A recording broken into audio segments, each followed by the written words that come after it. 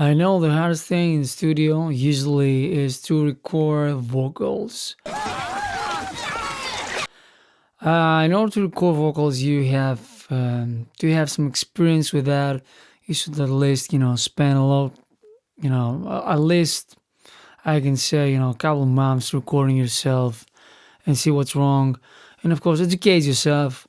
You know, often in order to have some kind of a background of what's going on and to solve the problems that we have.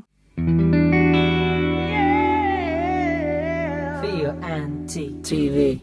The common problem with the singers when they go to the studio, they have a home studio, then try to record, is like they don't do warm-ups at all.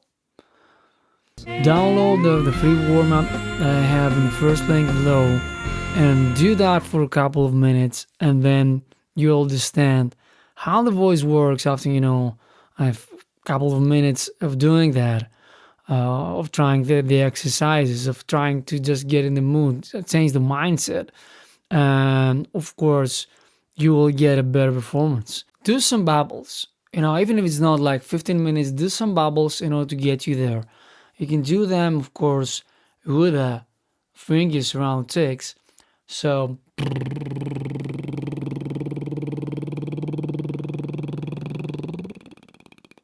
do some slides.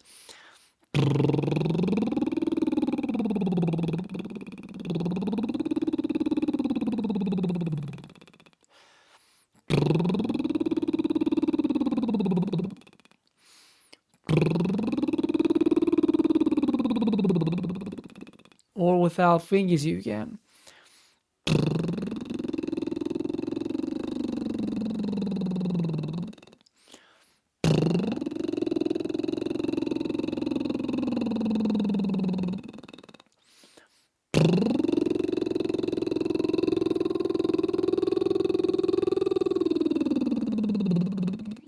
So every time I take a micro breath, just focus on my diaphragm and I'm doing the bubbles. If you can, just focus on the onset of the exercise. So just focus on the rather than on just the sustain of it. And of course, engage the diaphragm. This exercise helps you just to engage all the muscles of your body and coordinate the vocal folds and place your voice higher than you used to in order to sing better and have a fuller and better tone. So you see, just one exercise can get you there if you don't do any other warm-ups at all. I will spend another 5 minutes do the crazy face exercise, or combination of two things I'm going to show you now. The first thing, try this tongue out thing and do this a couple of times. That way you just return, you start from the neutral position like this, neutral face, then do the crazy face, keep it a bit and just return to that one.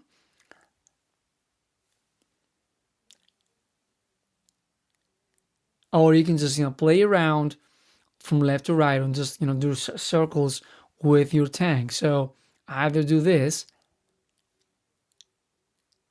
or do circles.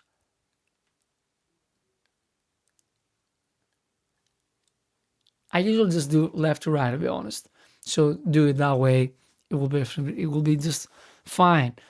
So why we do this? Why we do the crazy stuff with the tongue? Well, you do that because it's really tough when you go higher, especially, and you just choked in your own notes.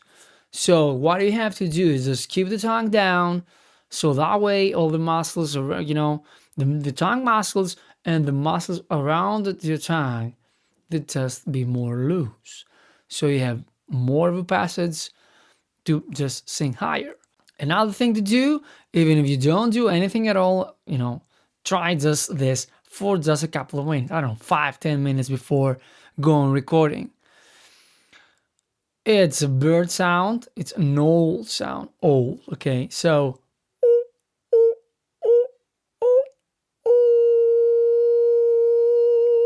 so it starts staccato again. Just focus on my soft lid. It's O. Okay, it's a vowel O, and it's super light, and of course, is just falsetto, so it doesn't hurt your voice. It doesn't have to hurt your voice. You should definitely just focus it up, place it up, and just shoot it. Don't worry about the notes. We don't care about the notes. We don't care about engaging the diaphragm. And just place it high. So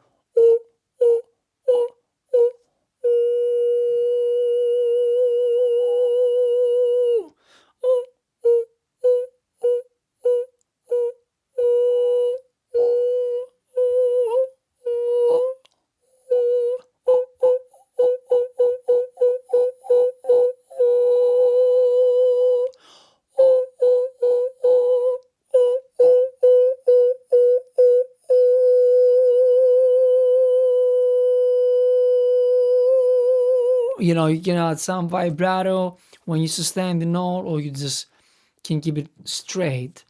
Of course, first, again, just try some staccatos, and then on the last staccato, just keep it legato. So it's gonna be like this.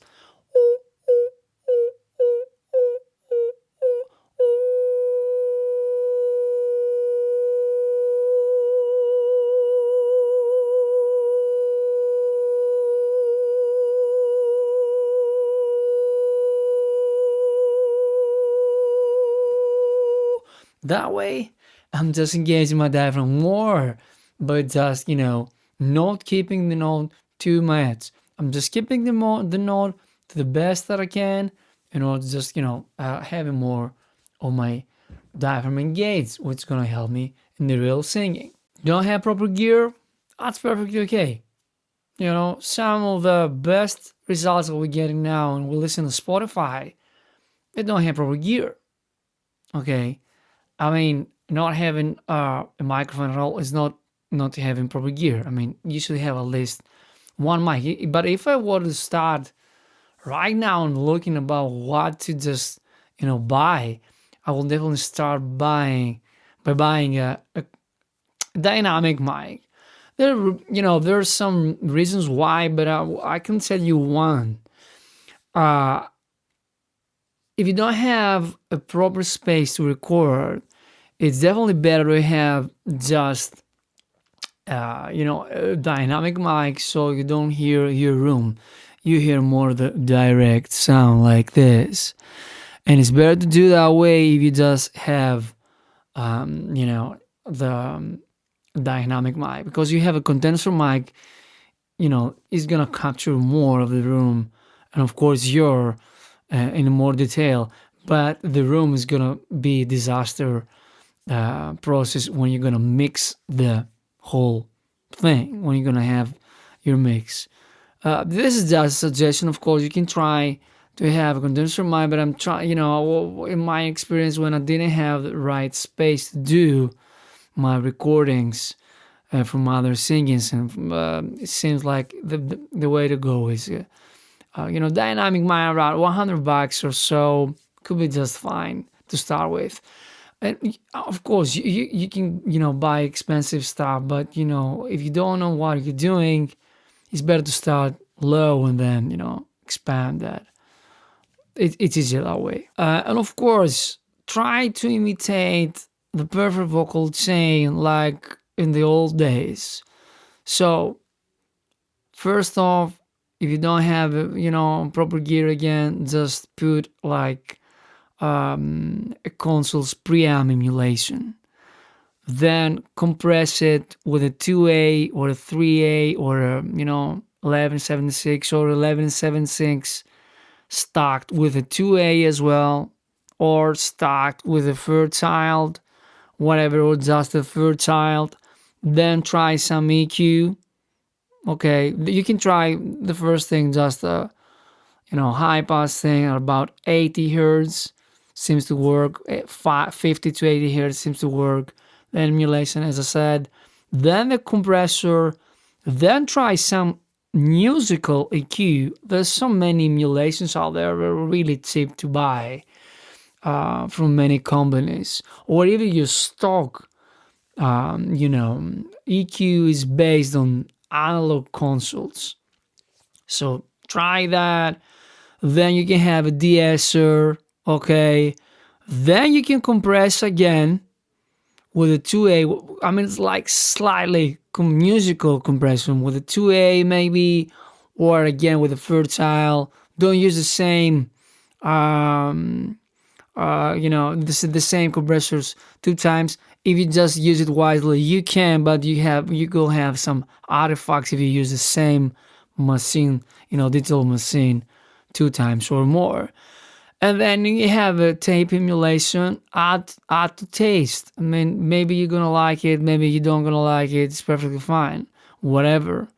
This is the perfect chain. The perfect chain. If you try this, it's perfectly okay. Either you have it, or you don't have it. If you don't have it, I mean, if you have all the stock plugins, you can just add some, basic distortion, which is kind of, giving you some harmonics.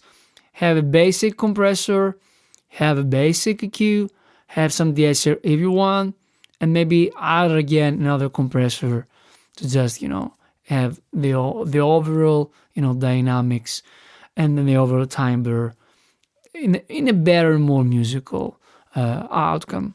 It's up to you, it's up to you what to add. And of course, try to record something almost every day. That's a way to do it. I mean, if you start just recording something every day, the best thing to do is uh, the best thing you get is like you just have more experience, than you warm up your instrument more because you just sing more than you used to, and you will get results. I mean, even in 1 week, if you just do it properly and you just follow the steps that I'm telling you here, you're gonna get really, really better on how to record. Another thing that I learned the hard way is not to record no more like for to record just two times per section. I mean, two times the verse, then go second verse maybe to be warm up. Usually the verse is lower,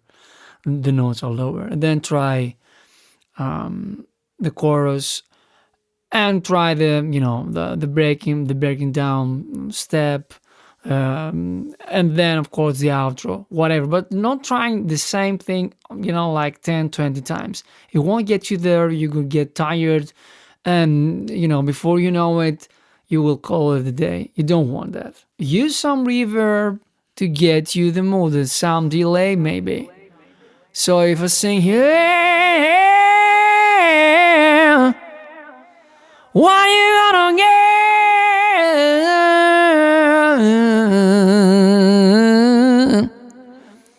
It's just getting me into the mood. It's not completely dry, so I'm trying less, because I feel like I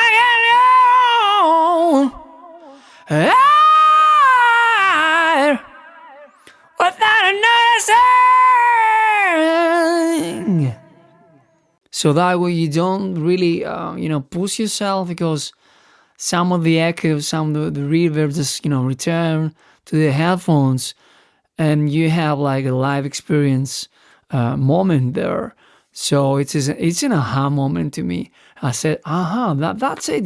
Sometimes I couldn't even get Logic Pro how to get it working on how to just set the appropriate amount of reverb. It was either full or not. I didn't know how to turn off the fader, just put it down, put down the fader, not to hear myself as a chorus effect. I was hearing myself like this. It was like this. It's just, I hear myself like a chorus thing now. It's just ridiculous. You can't hear your timer, but you can just, turn down the fader. When you start, you're gonna do mistakes. You're gonna suck on some things, but it's okay. And the last thing, just mix the vocals, that it sounds inside the song, not its vocals here, and all the rest instruments, like here, because you lose the energy. The vocals have the energy, but it's not the only instrument, and of course he has to be treated that way. Thanks for watching. See you in the next video. Bye bye.